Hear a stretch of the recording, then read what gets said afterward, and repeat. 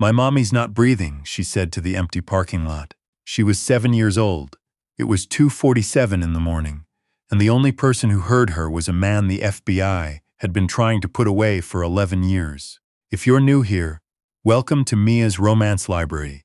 Hit that subscribe button and settle in, because this one is going to stay with you. The Caldwell Memorial Hospital parking garage on the east side of Raleigh was not the kind of place you lingered after midnight. The overhead lights on level 2 had been flickering for 3 weeks. Maintenance had submitted the work order twice, and twice it had been lost somewhere between the facilities desk and the actual man with the ladder. So at 2:46 a.m. on a Tuesday in November, level 2 was more shadow than light, more echo than sound, the kind of space that made your footsteps feel too loud and your breathing feel too visible. That was where Nora Calloway found her daughter. Not found her. Nora hadn't gone anywhere. She'd been sitting in the driver's seat of her 2019 Honda Civic, the one with the cracked left tail light and the rosary hanging from the rearview mirror that her mother had given her before she passed. Nora had been sitting there because she'd promised herself she would only cry in the car, never inside, never in front of Rosie, and she'd needed 5 minutes before she could go back up to the pediatric ward, where her daughter was waiting for the results of a blood panel that the doctor had ordered with a face that said, "I'm not going to tell you what I'm thinking." Nora never made it back upstairs. The paramedics who arrived said it was a cardiac event. Her heart simply stopped, the way a clock sometimes stops for no reason that anyone can explain. She was 34 years old. She had a daughter named Rosie who was 7 and had been sitting in a hospital bed 2 floors up, wearing a paper gown printed with small blue stars when it happened. Rosie waited 40 minutes before she understood that her mother wasn't coming back. Then she did what her mother had always told her to do if she was ever lost or scared. She went looking for a grown-up. She walked down 2 flights of stairs. The elevator doors were open, and she didn't trust them, another rule from her mother. And she pushed through the heavy metal door into the parking garage, and she stood under one of the flickering lights, and she said, to no one in particular, to the concrete pillars and the oil-stained floor and the dark between the parked cars, "My mommy's not breathing." Victor Malone had not planned to be in Raleigh that night.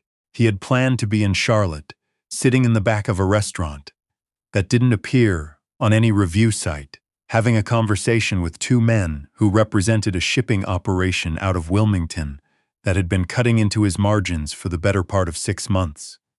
That meeting had been scheduled for 11 p.m. Victor had driven 2 hours to get there, and then, 40 minutes before he arrived, his phone rang and the meeting was off. Not rescheduled, not postponed, just gone. The way things sometimes went in the kind of business Victor Malone was in. So he turned around. He drove back north on I-40 with the heat on low, and Miles Davis playing quietly through the speakers, and somewhere around Raleigh he realized his left front tire felt wrong. Not flat, but soft. The kind of soft that you could convince yourself wasn't there until you couldn't anymore. He pulled off at the first exit that had light and found himself in the parking structure of Caldwell Memorial, which was open and free and had a flat concrete surface where he could check the tire without crouching in the grass off the shoulder of an off-ramp. He parked on level 2. He got out. He crouched next to the front left tire, and that was when he heard it. "My mommy's not breathing." Victor Malone had spent 22 years making sure he was not someone who got involved. It was, in fact, one of the foundational rules of the life he had built. You do not insert yourself into situations that are not your situations. You do not draw attention. You do not linger.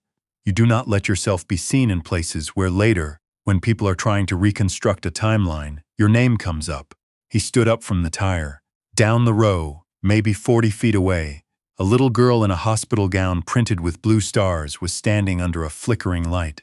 She had dark hair pulled into a braid that had mostly come apart.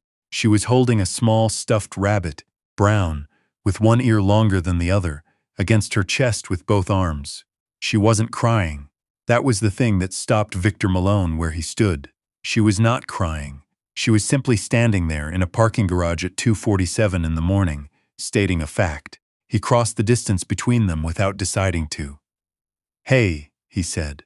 He crouched down so he was at her level, something he'd learned a long time ago, long before he became someone people were afraid of.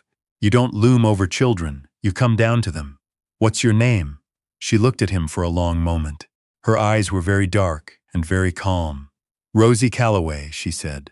My mommy's in the car and she's not breathing and I don't know what to do. Victor looked at the little girl. Then he pulled out his phone and called 911. Not because calling 911 was something Victor Malone typically did.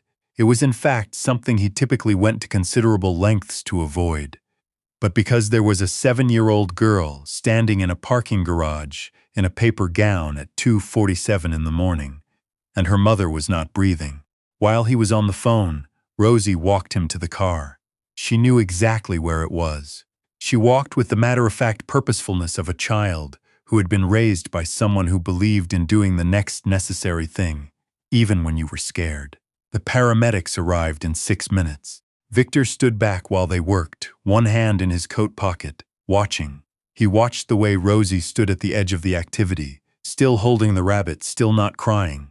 He watched a paramedic speak to her, squat down the way Victor had, put a hand on her shoulder. He watched Rosie nod. He watched them work on Nora Calloway for 9 minutes before the lead paramedic stood up and the quality of the silence changed. Victor knew what that silence meant. He'd been in rooms where it happened before, though under very different circumstances. He watched Rosie understand it too. And that was the moment, not the moment he found her, not the moment he called 911, but this moment, when a 7-year-old girl in a Blue Star hospital gown looked at the paramedic's face and understood what it meant. That Victor Malone made a decision that would alter the trajectory of his life in ways he could not have calculated. He did not leave. Before we go any further, if this story is already getting to you, you are not alone. Drop a comment below and tell me where you're from tonight. I want to know. And if you haven't already, hit that subscribe button. We tell stories like this every week, and you don't want to miss what comes next. The social worker who arrived was a woman named Claire, who was young and tired, and doing her absolute best in a system that was asking more of her than any one person could reasonably give. She crouched next to Rosie and asked Rosie if she knew any family members who could be called. Rosie said she had a grandmother in Asheville, but she didn't know the number. She said she had an uncle named Derek, but her mommy didn't talk to him. She said she didn't have a dad who lived with them. Claire made notes. She used a very careful voice. Victor stood 10 feet away, near the concrete pillar, and he listened to all of this. He should have left by then. He knew he should have left. The responsible adults were present. The machinery of the state, slow and underfunded as it was, had arrived and was engaging. Victor Malone had played his part. He had made the call. That was by any reasonable measure more involvement than his life permitted. He did not leave. At some point, Rosie looked over at him, across the 10 feet of parking garage, past Claire, and the paramedics, and the clipboard, and the weight of all of it, and she looked at him the way children sometimes look at you when they have decided, without explanation and without apology, that you are a safe person. Victor held her gaze. He did not look away. Claire eventually noticed. She stood and walked over to him, professional and careful. Are you a family member, sir? No, Victor said. Were you acquainted with the deceased? No, I heard the child. I called it in. Claire looked at him. Claire was young and tired, but she was not naive. She had, in her 2 years in this job, developed a sensitivity to the texture of people that was more accurate than she sometimes gave herself credit for. She looked at Victor Malone, at the good coat and the careful stillness and the eyes that had seen things, and she made a judgment call. She's going to come into emergency foster placement tonight, Claire said quietly. It'll be temporary until we can locate the grandmother. How long does that take? To locate the grandmother? Could be tonight, could be a few days. The foster placement is just for, is there a way to make sure she's somewhere good? Victor said. He said it the way he said most things, without inflection, without apparent emotional content, as a simple request for information. But Claire heard something underneath it. I'll do everything I can, she said. And she meant it. Victor nodded. He took a card from his coat pocket, not one of the cards with his real information, but a clean card, a business card for a property management company that existed on paper and had an answering service, and he held it out to Claire. "If the grandmother can't be located," he said, "or if anything comes up, call that number." Claire took the card and looked at it and looked at him. "Okay," she said.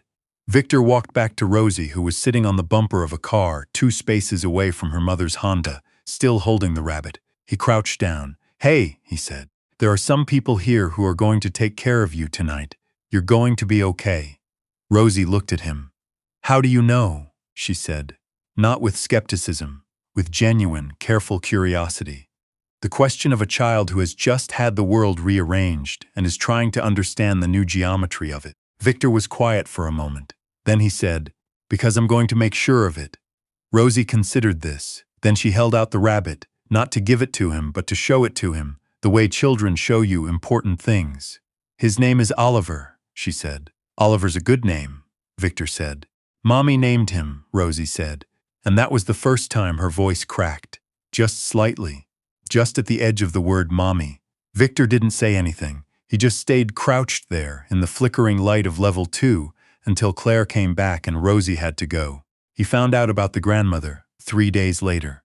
Kathleen Calloway, 67 years old, lived in Asheville and had, in the way of complicated families, been estranged from her daughter Nora for the better part of 4 years over something that the caseworker's notes described as a dispute regarding the child's father. Kathleen had not known Nora was in Raleigh. She had not known about the hospital visit.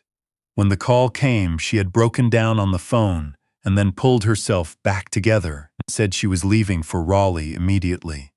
She arrived the next morning. Victor knew all of this because he had, through channels that he was not going to describe to anyone in official capacity, made it his business to know.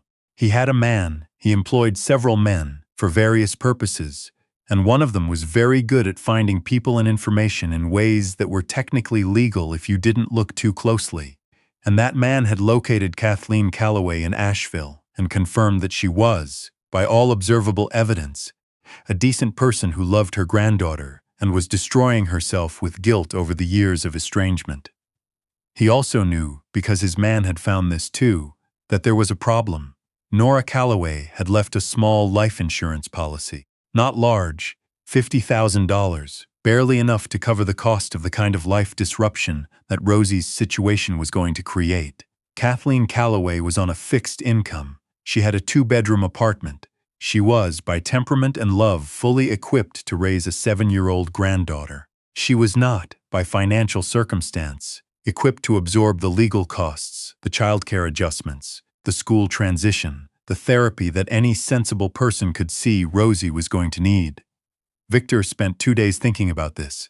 Then he picked up his phone and called a lawyer, not one of the lawyers he normally used, but a different one, a woman named Patricia Webb, who did family law and estate planning and was meticulous about not asking questions she didn't need the answers to. And he described the situation in general terms, and he asked her to set up an education trust. "For a child you have no legal relationship with," Patricia said. "Correct." A pause. "This is going to look a particular way, Victor R." "I know how it's going to look," Victor said. "Set it up as an anonymous gift from a family friend of the deceased. Administered through your firm. Kathleen Calloway should never know who it came from. And the amount?" Victor told her the amount. Patricia was quiet for a moment. "That's a lot of college," she said. "It's enough for college and everything before it," Victor said. "Do it right." Now, here's where this story gets complicated. Because Victor Malone was not a man who did things without reasons, and his reasons were not always, or even usually, the kinds of reasons that appear in stories like this. He had a nephew, his sister's son. Her name was Adriana. She'd gotten out of the life before it got its teeth all the way into her, married a school teacher, lived in Durham, and her son's name was Ben. And Ben was 6 years old, and Victor was, in the private architecture of his otherwise very armored life, quietly and devastatingly devoted to that child.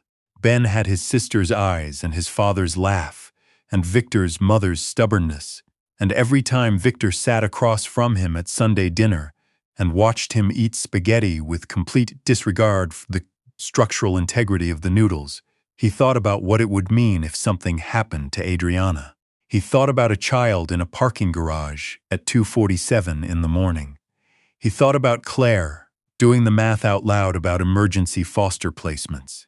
He thought about the things he'd built and the costs of building them, and the question of whether any of it would matter in the end, and whether the man who called 911 in a hospital parking lot and crouched down so a little girl didn't have to look up at him was a fundamentally different man from the one who had arranged certain conversations in Charlotte that he was not going to think about right now. He did not have good answers. He just had the trust fund and the lawyer and the choice he'd made. The call came on a Thursday, 8 days after the parking garage. It was a number he didn't recognize, and normally he wouldn't have answered, but something made him pick up. Mr. Malone, it was Claire. Her voice was careful. I'm sorry to call this number. I want to be clear that I'm calling in a personal capacity, I'm not representing the county in this. I understand, Victor said. The grandmother has Rosie. That's settled, and it's good. Rosie's doing okay. She's not okay, but she's as okay as a child can be right now. She's with her grandmother, and she has a therapist. A pause. She asked about you. Victor was quiet. I told her I didn't know your name, Claire said, which was true, but she described you very specifically, and she said, Claire stopped. Victor could hear her choosing her words. She said you told her you were going to make sure she was okay. She wanted me to tell you that she is. She said to say thank you to the tall man who stayed. Victor stood at the window of his office and looked out at the city and said nothing for a moment. Tell her Oliver was lucky to have such a good owner, he said. A pause. I'll tell her that, Claire said. And the grandmother, Victor said. She'll get a letter from a law firm. About a trust. She doesn't need to respond to it. It's already established. She just needs to know it's there. A very long pause. Okay, Claire said. And she didn't ask questions because she had decided, the way she decided things, quickly and with conviction, that some things were better understood than investigated. Is there anything else you need from me? Victor asked. No, Claire said. I just thought you should know that she's okay. Thank you for calling, Victor said. He hung up. He stood at the window for a while longer.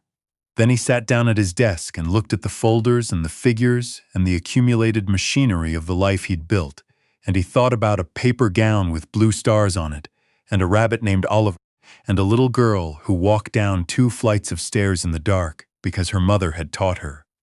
When you're lost and scared, you go find a grown-up.